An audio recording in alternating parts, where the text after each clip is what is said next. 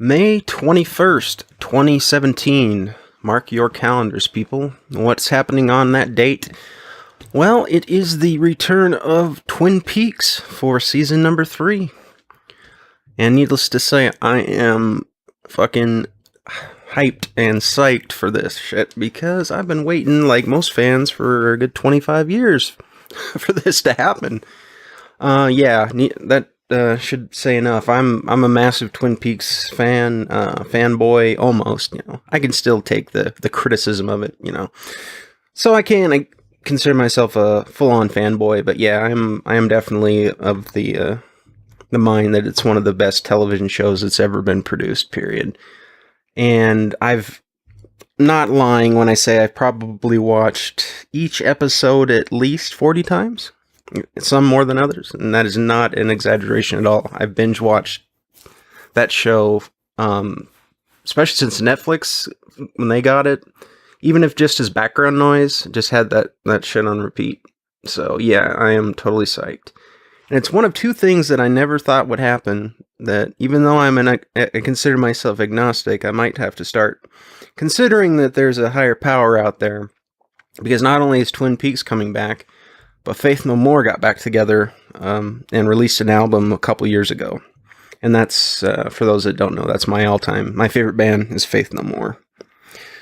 Bar none, they're my favorite band. Nobody else comes close as far as music as a whole. And yeah, I think they called it quits, 1998, I think it was, after Album of the Year. And I remember watching MTV, MTV when it didn't completely suck and you actually could see music videos.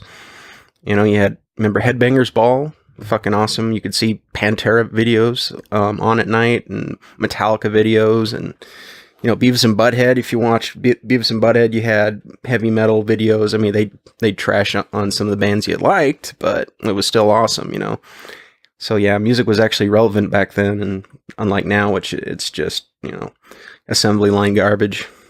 But yeah, I mean, Faith No More comeback album and tour, which I didn't get to see them live, which was kind of a personal choice because they were charging an arm and a leg, and as much as I like a band, I'm sometimes I have to draw the line on how much they're wanting to charge. But Sol Invictus came out in 2015. Got that. Yeah, so I don't know, maybe there's a trifecta out there. It's definitely not going to be the Super Bowl, that's for sure, because both Pittsburgh and Green Bay, my two favorite teams, have been for years. Both got their asses kicked. So 2005 into 2006 was my sports trifecta. Almost a sports trifecta, because the White Sox won the World Series, Green Bay and Pittsburgh played in the Super Bowl, but the San Antonio Spurs did not win the NBA championship. But anyway, what the hell does all have to do with Twin Peaks?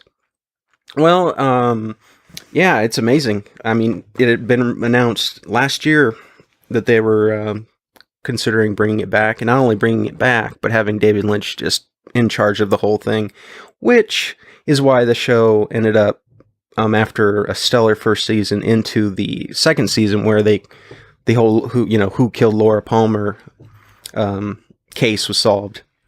And then after that, it started to peter out and go downhill, and to pretty much mediocre status. And I think that's probably because Lynch was doing other stuff, if I recall. And so they had guest directors, and I'm sure he was kind of just, I don't even know if he was on set at all, other than maybe directing a few episodes. So it just kind of meandered into all these side stories that, didn't really mean anything. Though you did have Wyndham Earle, who was still a pretty cool villain. And you got the final episode where you actually get to go inside and see the Black Lodge.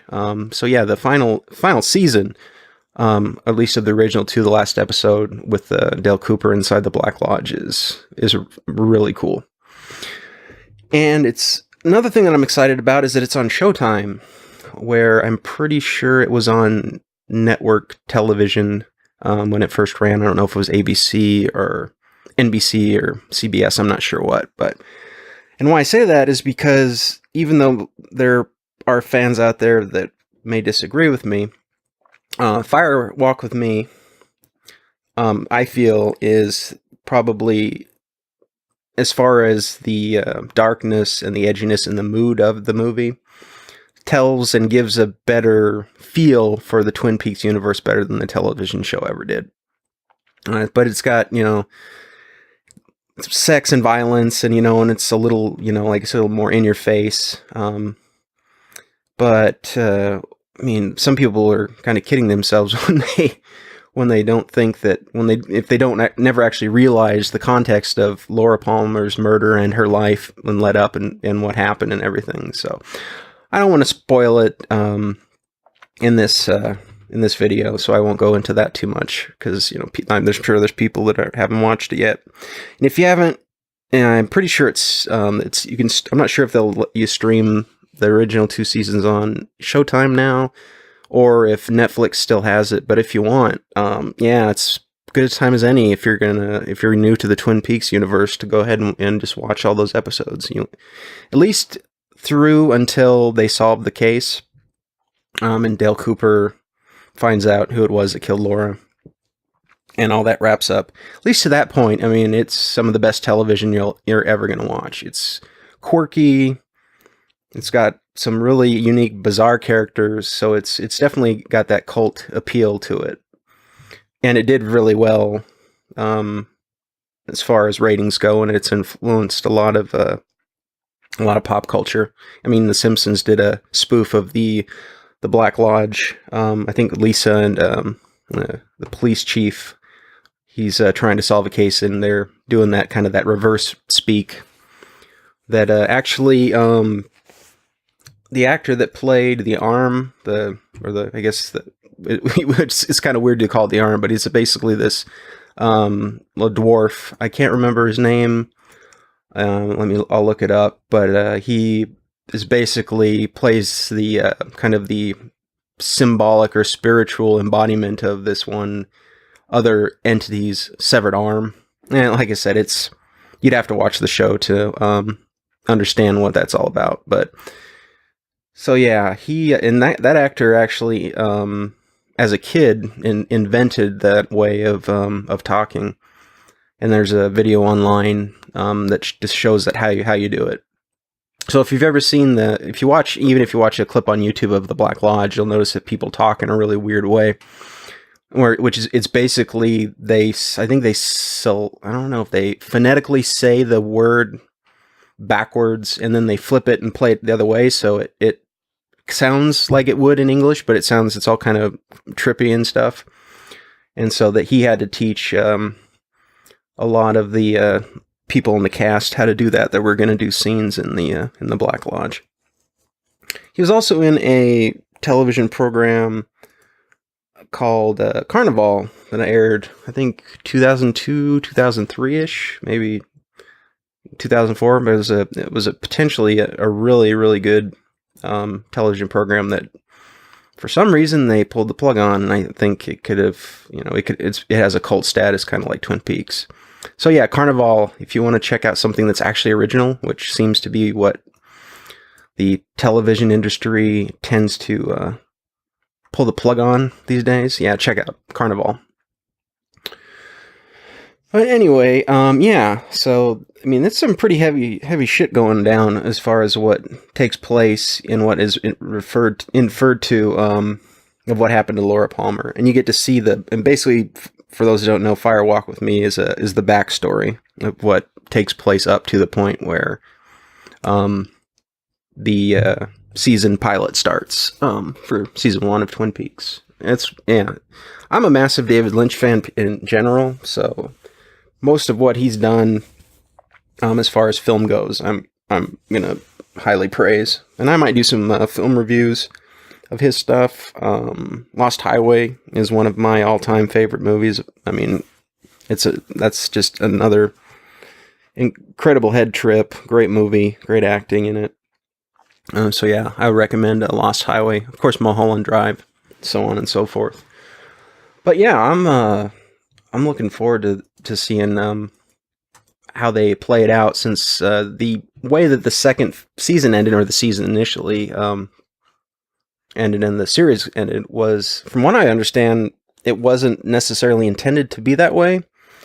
And I won't tell you, for those that don't want to get spoiled with this info, I'll leave it out. But just to say, from what I've gleaned from reading stuff online and interviews, that it was kind of, Lynch was not very happy with the producers or the station, and so they wrote it as basically a way to, just say, go fuck yourselves. It was basically what they did, because it is a mind fuck when you get to see the last few minutes of the final episode.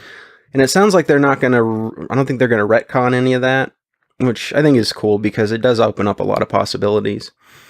And apparently it looks like, I think Mark Frost is going to release a book at some point that is going to fill in a bit of the history, the gap of what took place from the end of season 2 till now, which is roughly the 25-year anniversary. And what's unique about it being 25 years is when Dale is in the Black Lodge in one of his dreams, he talks to someone that references seeing him again in 25 years. So could be a coincidence, but as far as for those who are into the lore and everything, it's a nice coincidence. It's kind of a nice touch to the whole thing. I haven't really done too much looking into who is and who isn't coming back to the show. I'm assuming most of the cast in some capacity that are still alive are going to be back. Of course, Kyle MacLachlan as Dale Cooper. I'm sure David Lynch will make his cameos as Gordon Cole, the guy that can't hear for shit. Maybe, I don't know, maybe he's gotten his ears fixed by this time. But then again, Shelley, he could always hear her for some reason, so maybe I don't know, they'll pair them up so he's not yelling over everybody else when he's trying to talk. So it's a funny character. Lynch does a good job with it. Let's see. Maybe I can pull up a list of who's coming back. I know Grace Zabrisky's coming back as Sarah Palmer. Ray Wise, I'm assuming, will make some kind of cameos. I don't think he'll, given how the stories played out, I'm sure he'll play some part in it or whatnot, as Leland Palmer. Let's see, Cheryl and Finn will come back as Audrey Horne. David Duchovny, I'm sure he'll come back as Dennis Bryson. Let's see here. Log Lady, I think she passed away. Catherine Coulson, yeah, I think she passed away within the last year or so. And some other characters. Let's see here. God, I'm having a brain fart as far as who played Pete Martell. And I should know it because he's been in multiple movies and productions or whatnot that David Lynch has made. And Pete Martell was kind of good old Pete, the kind of the comic relief and quirky character. Was that kind of the heart of it, of the show throughout. And great actor. It played all these kind of quirky parts. So yeah, I'm gonna, before I go nuts, I'm gonna look up and remember what this guy's name is. So bear with me for just a moment here. Okay, see here. Oh, Jack Nance. There we go. Yeah, I should know that. So yeah, Jack Nance. Let me double check. I'm pretty sure he passed away. He passed away in 1996, so it's been a while. But yeah, so rest in peace. The guy's definitely a very talented character actor. So yeah, he was in Eraserhead, Blue Velvet, So yeah, all sorts, and of course the Twin Peaks movie. Yeah, so rest in peace, Jack Nance, most definitely. And the guy that played Bob, the one of the entities from the Black Lodge, also passed away a while ago. So it'll be interesting. I would expect that they will probably find a replacement for him, if depending on how they decide to portray one of the main characters. I won't spoil it for you, but it's. I mean, if they do, they're definitely going to have to find somebody to fill in, or yeah, it's going to be a little bit weird because I'm assuming they're not changing how the second season ended. All right, if I can remember his name, I think it was something Silva. If I can remember if it was it. I don't know. Let me see here. If I can find that. But yeah, from my understand, at least a little backstory on him while I'm looking it up. He was actually, I think, a part of the crew that was setting up like the props and all the furniture and stuff.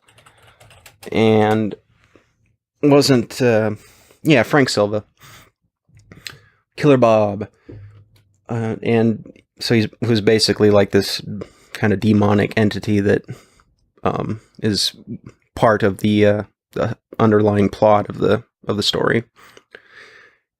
And yeah, he was a set dresser, and that was basically his big role. I guess they saw him on film and said, "Hey, this guy looks like he could do a pretty good job of portraying this character," and he did. I mean, the guy plays a psychopath, evil, crazy dude like nobody else. So it's definitely Bob from Twin Peaks is an iconic character when it comes to evil characters in television, for sure.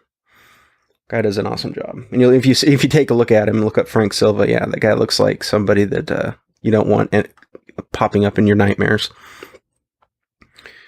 So yeah, I don't want to ramble on too much longer, and I haven't done too much looking into trailers and whatnot, because I kind of want to be, I want to be surprised. That's the problem I have nowadays, is you look up too much information and then all of a sudden you got, all that excitement and tension kind of dissipates because you know ahead of time what's going on. So I'm trying to stay away from message boards and stuff that are dealing with Twin Peaks.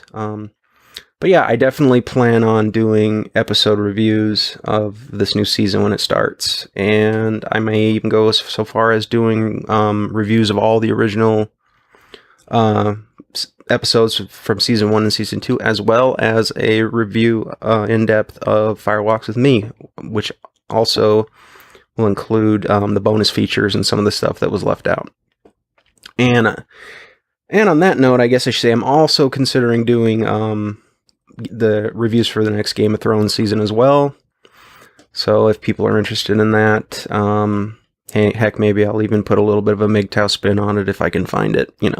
More for humor. I'd say not necessarily to try to convert people, because that's not really the point of the channel.